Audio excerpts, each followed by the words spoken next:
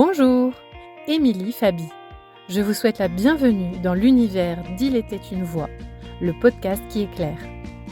Je suis coach en développement personnel, professionnel et énergéticienne. Passionnée de spiritualité et véritable aventurière de la psyché humaine, je vous embarque avec moi pour vous partager mes expériences, mes connaissances, mes outils, mes réflexions, qui, je l'espère, vous aideront autant qu'ils m'ont aidé à trouver du sens dans un monde qui semble tourner à l'envers. Le tout avec une bonne dose de fun, de magie et de pragmatisme.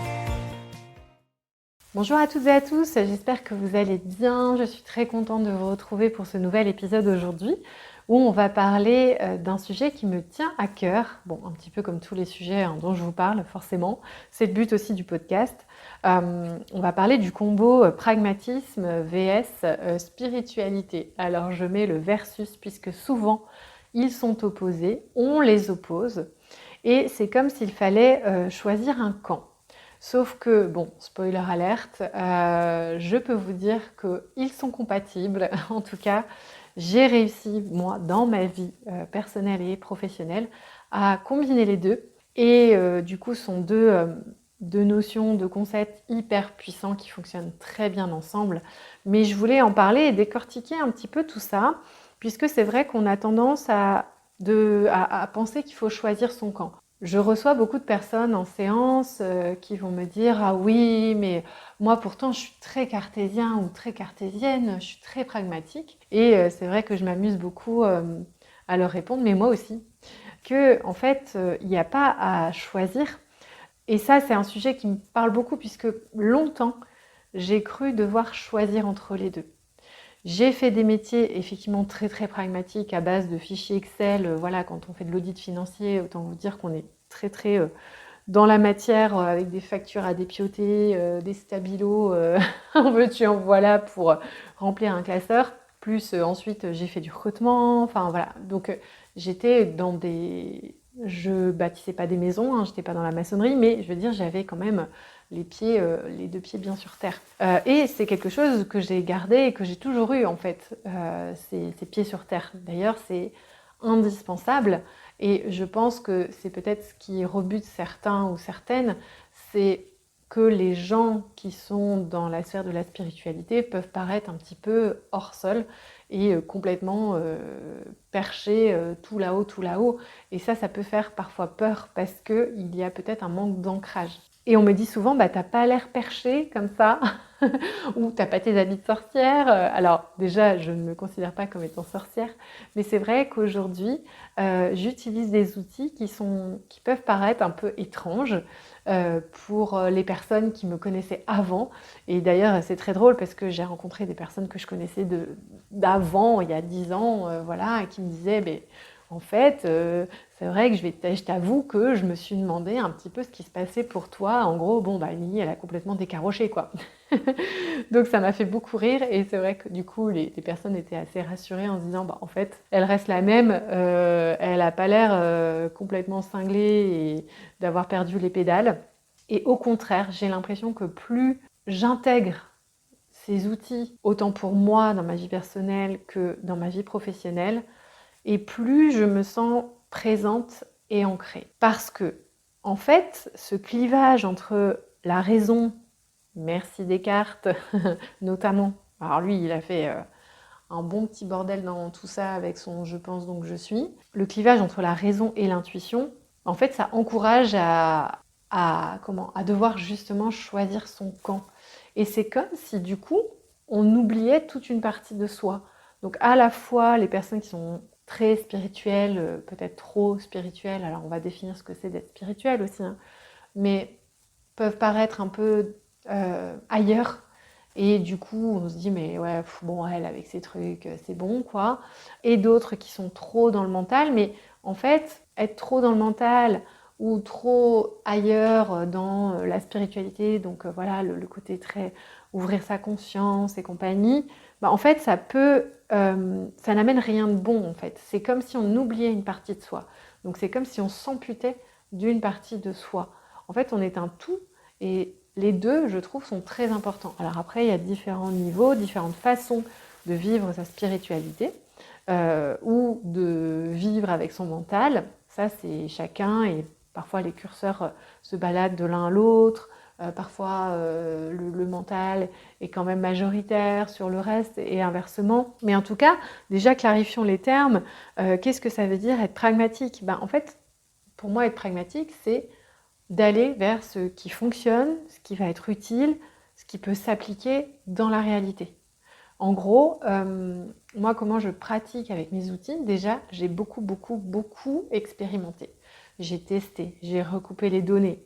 Comme je l'ai déjà dit, j'ai fait un véritable audit de tout ce monde-là pour avoir quand même justement ma petite raison, là, mon petit mental quémandait des preuves. Et des preuves aujourd'hui, clairement, j'en ai à la pelle qu'il y a quand même des choses qui se trament un peu dans les coulisses, dans des trucs, dans l'invisible où on ne voit pas tout. Mais clairement, de preuve en preuve, alors ce ne sont pas des preuves faites par échantillonnage représentatif et scientifique et validées scientifiquement, mais même en science, en fait, on est sur de l'hypothèse et on est sur de l'échantillonnage, mais il y a toujours l'exception qui va confirmer la règle. Donc du coup, on se détache justement de la spiritualité en se réfugiant dans la science, parce que, soi-disant, elle a plus de preuves. Donc, effectivement, mais pourquoi la science aussi avance à tâtons et sur beaucoup de sujets.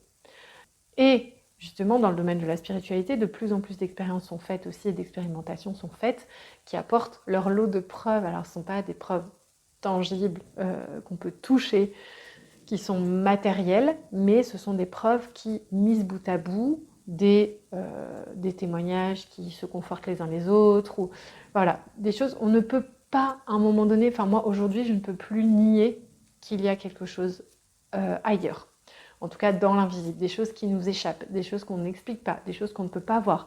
Donc ça demande de lâcher effectivement le comment. On me dit souvent, mais comment ça marche? Je ne sais pas. Je ne sais pas dire comment ça marche. Simplement, ça marche. Donc pour moi, c'est ça être pragmatique. C'est à partir du moment où ça marche, allons-y. Pourquoi s'en priver en fait? Parce que c'est pas dans la case scientifique, c'est pas dans la case raison. Ça échappe à la compréhension mentale, ça échappe à la rationalité. En fait, si ça marche, allons-y. Vraiment, c'est trop dommage de se priver de ces choses-là. Et être spirituel, pour moi, c'est pas être attaché à une religion en particulier.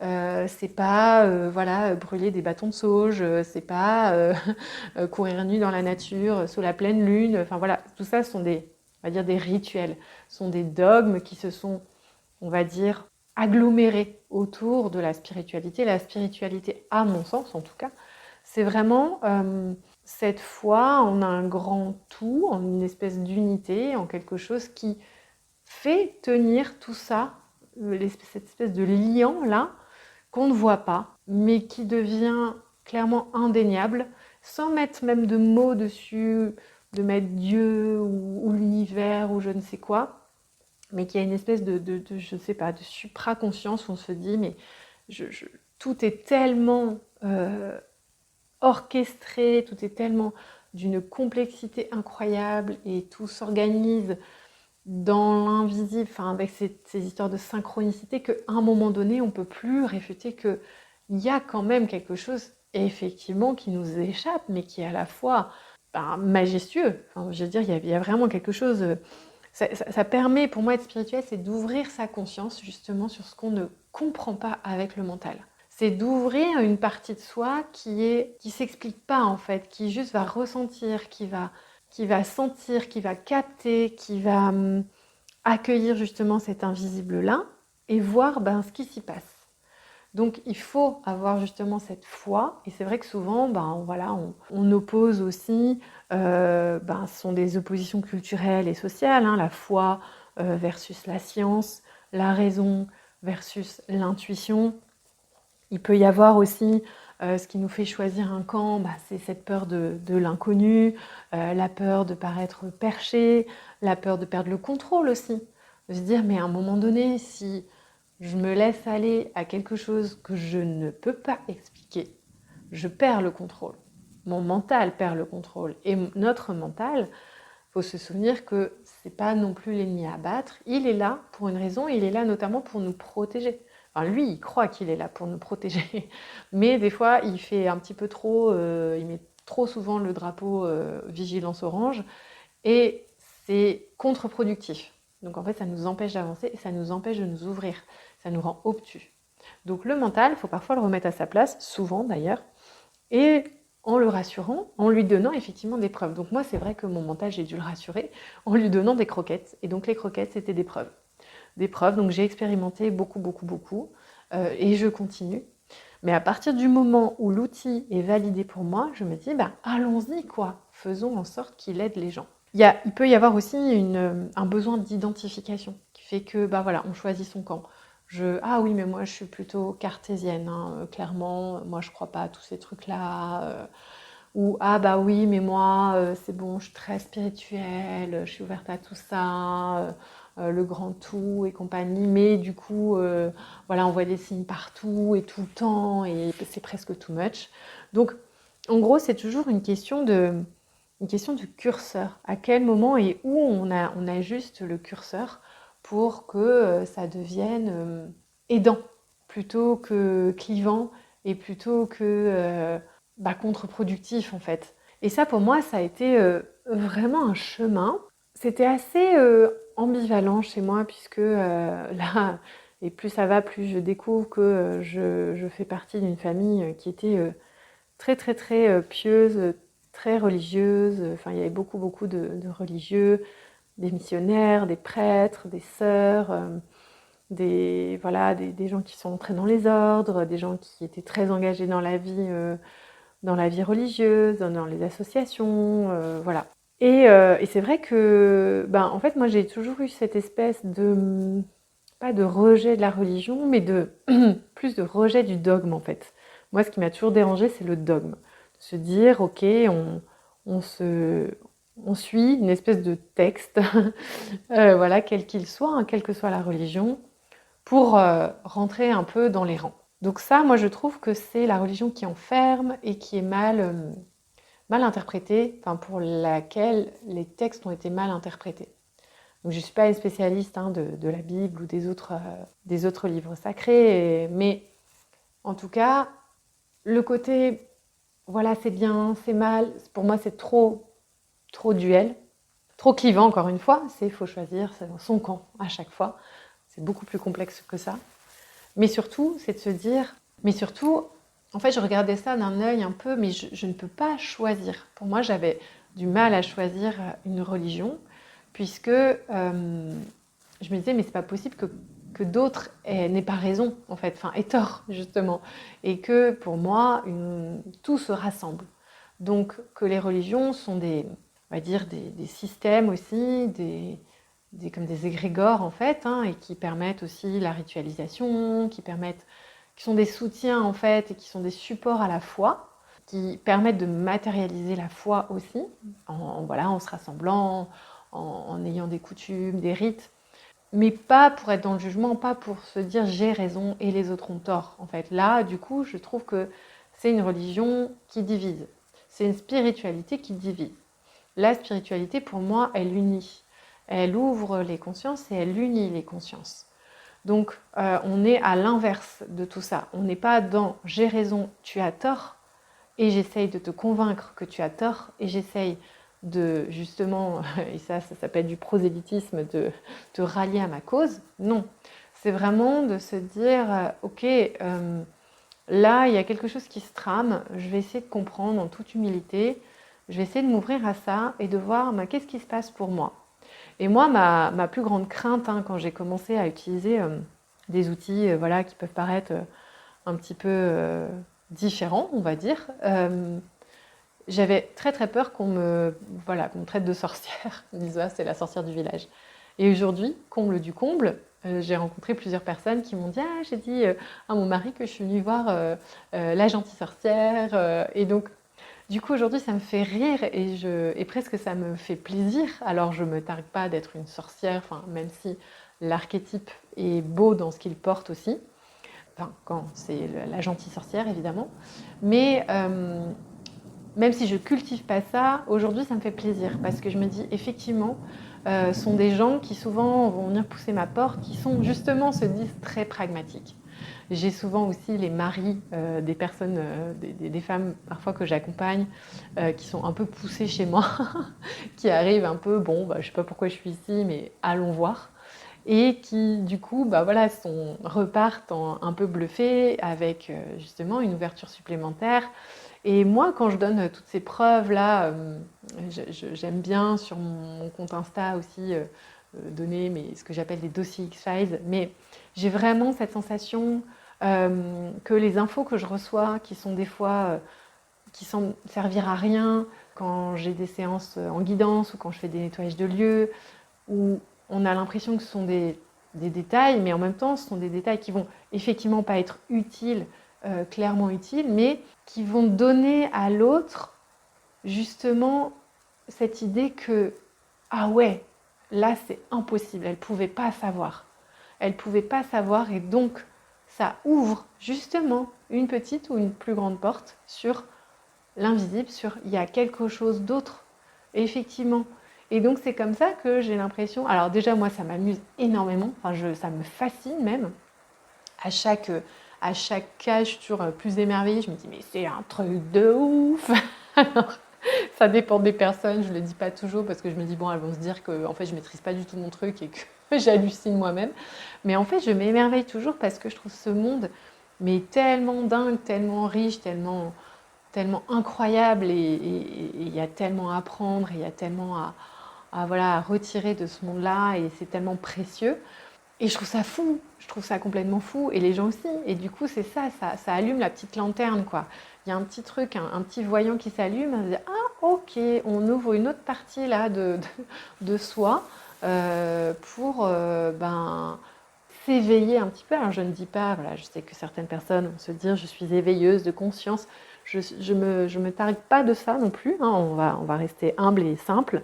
Mais c'est vrai que j'aime bien ça parce que j'ai vraiment l'impression de semer des petites lucioles, là, des petites étincelles là, sur ce monde-là.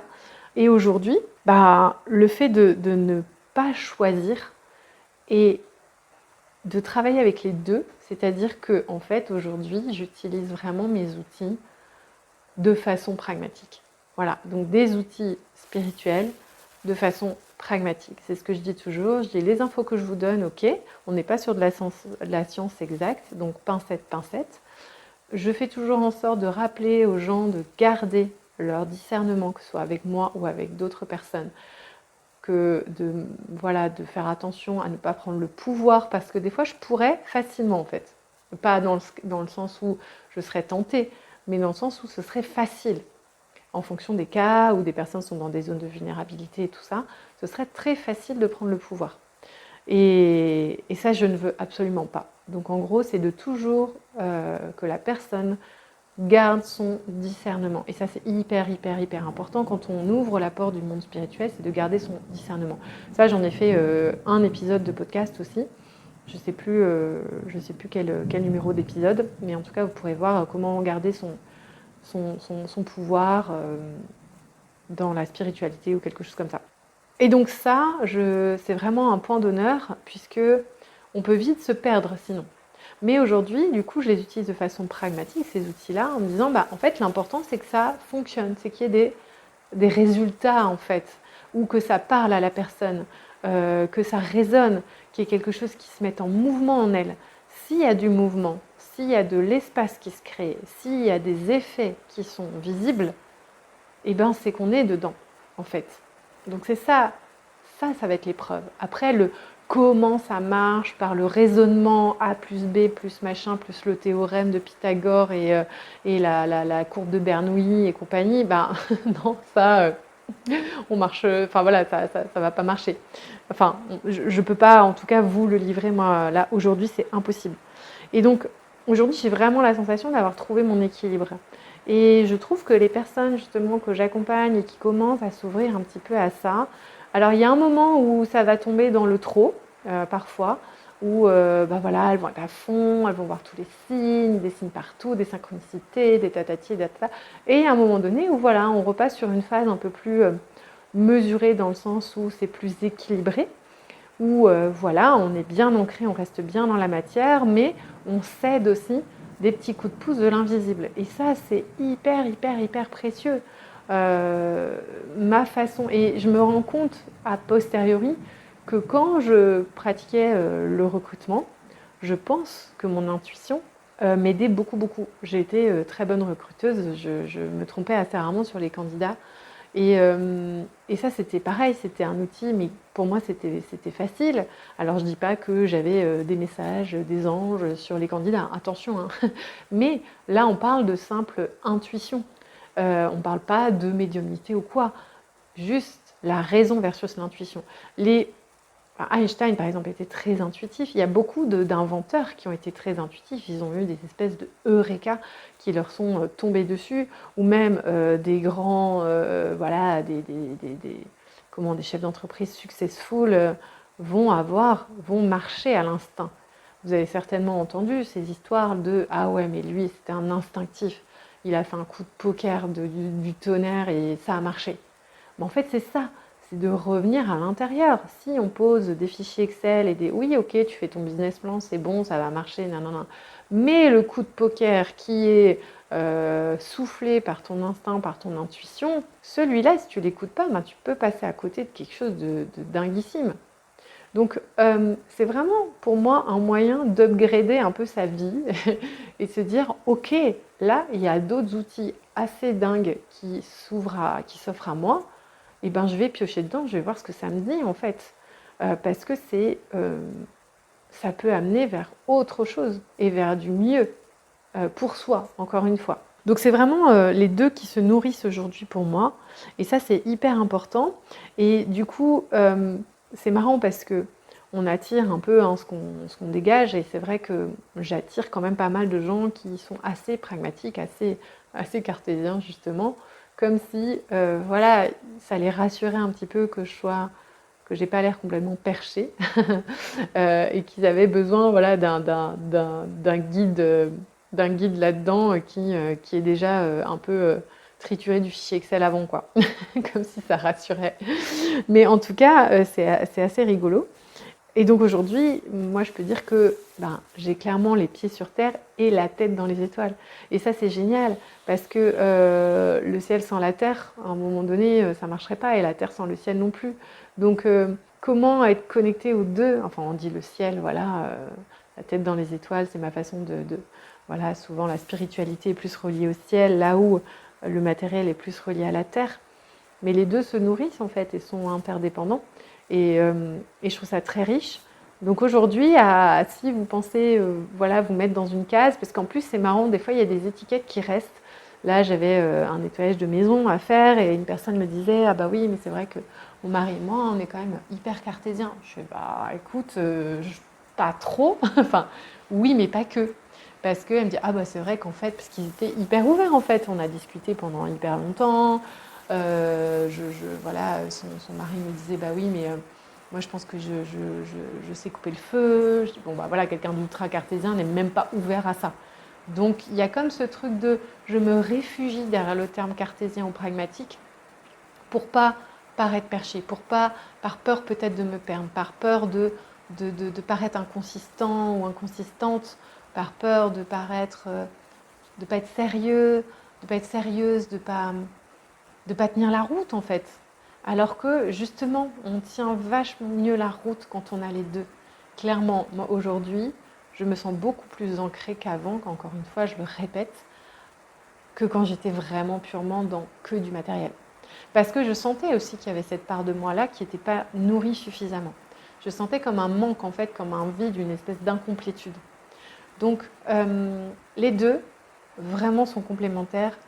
Et oui, ils sont compatibles. Donc, marions-les, faisons une grande fête avec de la matière, un gros buffet, avec plein de trucs à manger et, et de l'immatériel, de l'invisible, avec plein de paillettes et de synchronicité et de jolis messages qui viennent d'ailleurs. Voilà, J'espère que cet épisode aura ouvert quelque chose peut-être en vous, ou vous aura peut-être donné envie de vous autoriser à cultiver cette part peut-être un peu plus spirituelle de vous-même, sans avoir à choisir. Et je reste évidemment à votre disposition pour discuter de ce sujet parce que j'adore, c'est mon dada. Et je vous souhaite de très belles choses, de très jolis signes, de belles synchronicités, une belle ouverture. Et je vous dis à très bientôt.